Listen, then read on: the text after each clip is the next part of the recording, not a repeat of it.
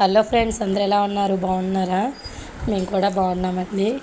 కొద్దిగా గొంతు అయితే బాగలేదన్నమాట. 3 డేస్ నుంచి కొద్దిగా హెల్త్ ప్రాబ్లం, వాయిస్ ఓవర్ అందుకే ఇవ్వడం చాలా కష్టమైంది. నేనేంటంటే స్పెషల్ రెసిపీ అయితే మీతో షేర్ చేసుకుందామని చూపిస్తున్నాను. 3 కలెక్టర్ మామిడికాయలు అయితే తీసుకున్నాను. చక్కగా ఇలాగా మన బీరకాయలు పొట్టు తీసుకున్నదంతా బాగా పొట్టు అయితే తీసేసుకున్నాను. అవి 3 రోజులు అయితే డాబా పైన అయితే బాగా ఎండేసేసుకున్నానండి. అది కంటెస్ట్ అలా అయితే వచ్చింది. మనం మొన్న 20 డేస్ బ్యాక్ అయితే ఆవకాయ పెట్టాం కదండి, అందులో జ్యూస్ అయితే ఎక్కువ అయిపోయిందని చెప్పేసి మా పిల్లలు తొక్కు పచ్చడి చేయమంటున్నారని చెప్పి ఆ పొట్టు అంతా తీసుకొని 3 డేస్ అయితే స్టోర్ చేశాను అనమాట.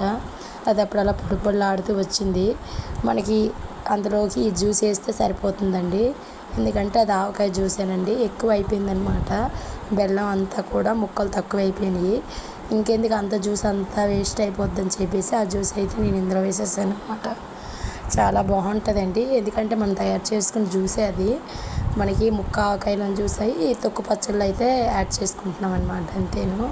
ఇది బాగా నానితే తొక్కుడు పచ్చడి అంటారు కదండి, మామిడికాయ తొక్కుడు పచ్చడి ఇలానేనండి. కాతన్ని ఉప్పు కారం అంతా కొత్తగా వేస్తారు. కానీ మన దగ్గర జ్యూస్ గ్రేవీ ఉందని చెప్పేసి నేను ఇందులో వేసేసాను.